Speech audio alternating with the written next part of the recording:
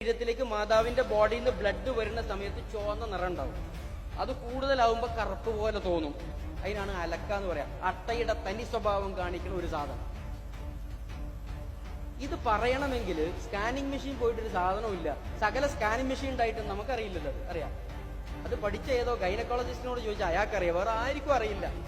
അതെങ്ങനെയാണ് പണ്ടത്തെ ആൾക്കാർ പറയാ ഇത്ര കൃത്യമായിട്ട്? അവർക്ക് അങ്ങനത്തെ യാതൊരു സംവിധാനവും ഇല്ലല്ലോ, ഒന്നും അറിയില്ല. ലോകത്തെവിടെയും ഈ വിവരവും ഇല്ല, വിജ്ഞാനവും ഇല്ല, ഒന്നുമില്ല. അപ്പൊ എങ്ങനെയാ അത് പറയാൻ പറ്റുക? അപ്പൊ അത് പറഞ്ഞത് അത് ഉണ്ടാക്കിയ ആളാണ്. അതുകൊണ്ടാണ് ഈ കുട്ടിയെ മാതാവിന്റെ ഗർഭാശയത്തിൽ ഉണ്ടാക്കി കൊണ്ടുവരുന്നത് ആരോ, അയാൾക്കേ അതറിയൂ. അപ്പൊ പിന്നെ ഇത് പറഞ്ഞതാണ് അദ്ദേഹം തന്നെയാണ്. ആരായിരുന്നത്? ഫജഅൽനാഹു നുത്ഫതൻ ഫീ ഖറാരിൻ മകീൻ ثم جعلنا النطفة علقة فخلقنا العلقة مضغة. അധികം താമസിയാതെ നാം ആ അട്ട പോലെയുള്ള വസ്തുവിനെ ചവച്ചു വെച്ച മാംസകഷ്ണം പോലെയാക്കും. പ്രത്യേകിച്ച് ഇതൊന്നുമില്ല. ഒരു അലക്കാന്ന് പറഞ്ഞ സ്റ്റേജ് കെട്ട് കഴിഞ്ഞിട്ട് വിത്തിൻ 2 days 2 ദിവസം കൊണ്ട് ഈ സാധനം പെട്ടെന്ന് മാറും. അതിപ്പോ മെഷീൻ വെച്ച് നോക്കിയാൽ വേഗം കാണാൻ പറ്റും. അതിന് മാറ്റം വരും. അതിനെ ഇങ്ങനെ നോക്കിയാല് ബബിൾഗം ഇങ്ങനെ ചവച്ചിട്ട് ഒന്ന് കടിച്ചെടുത്ത് നോക്കിയാൽ നിങ്ങൾ പല്ലിന്റെ ഒരു പാടുണ്ടാവും അതിന്മേൽ, അതുപോലെ ഉണ്ടാവും. സ്കാനിങ് മെഷീനിൽ നോക്കിയേ അല്ലെങ്കിൽ ചിത്രങ്ങൾ നോക്കിയൊക്കെ ചെയ്താൽ നമുക്കത് കാണാൻ പറ്റും. കൃത്യമായിട്ട് മുറുക പോലെ ഉണ്ടാവും. ചവച്ച മാംസകഷ്ണം പോലെ പല്ലിന്റെ അടയാളം ഉണ്ടാവും. ഈ പുറത്ത് നട്ടല്, ഇവിടെ മുതൽ താഴെ വരെയുള്ള നട്ടല് വരുന്ന ആ സ്ഥലത്ത് ഇങ്ങനെ ഇങ്ങനെ ഇങ്ങനെ ഇങ്ങനെ പല്ല് ചവച്ചു വെച്ച പോലെ കാണാൻ പറ്റും മുറുക. അത് വളരെ പെട്ടെന്നുള്ള മാറ്റമാണ്.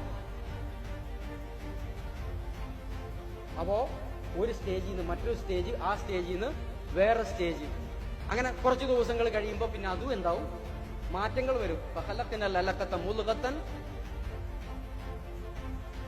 പിന്നെയോ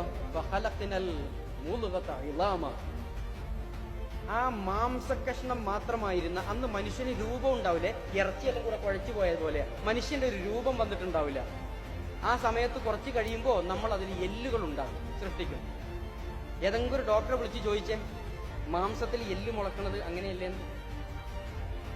ഇറച്ചി പോലെയുള്ള ഈ സാധനത്തിൽ കുറച്ച് കഴിഞ്ഞിട്ട് കയ്യിന്റെ എല്ല്, കാലിന്റെ എല്ല്, വാരി എല്ല് എന്നൊക്കെ പറഞ്ഞിട്ട് എല്ലുകൾ ഇങ്ങനെ മുളച്ചു വരും. കുറച്ചുകൂടി ദിവസം കഴിയുമ്പോൾ ആ എല്ലിനെ പൊതിഞ്ഞുകൊണ്ട് മാംസങ്ങൾ പ്രത്യക്ഷപ്പെടും.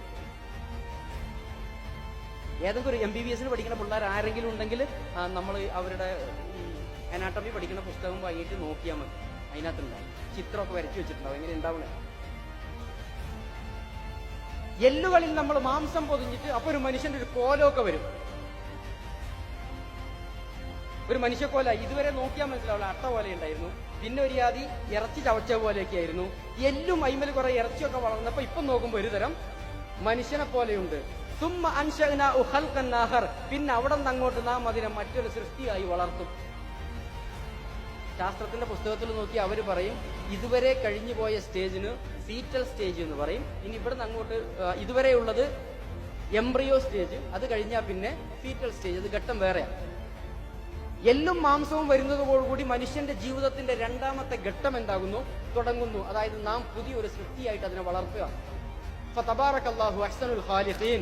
ഇങ്ങനെയൊക്കെ സൃഷ്ടിക്കുന്ന ആ നാഥൻ, അവൻ എത്ര പരിശുദ്ധൻ.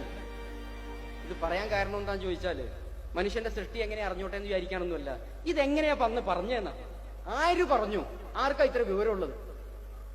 ഇന്ന് നമുക്ക് പോലും വിദ്യാസമ്പന്നരെന്ന് പറയുന്ന നമ്മളിൽ പോലും വളരെ ചെറിയൊരു ന്യൂനപക്ഷത്തിന് മാത്രം അറിയാവുന്ന ഒരു വസ്തുത, ഏതെങ്കിലും ഒരു സ്ഥലത്ത് പോലും ഒരു തെറ്റ് പോലും പിണയാതെ കൃത്യമായിട്ട് 1500 കൊല്ലം മുമ്പ് പറയണമെങ്കിൽ ഉപയോഗിച്ച വാക്കുകൾക്കോ പദങ്ങൾക്കോ അതിന് വ്യത്യാസവും ഇല്ല.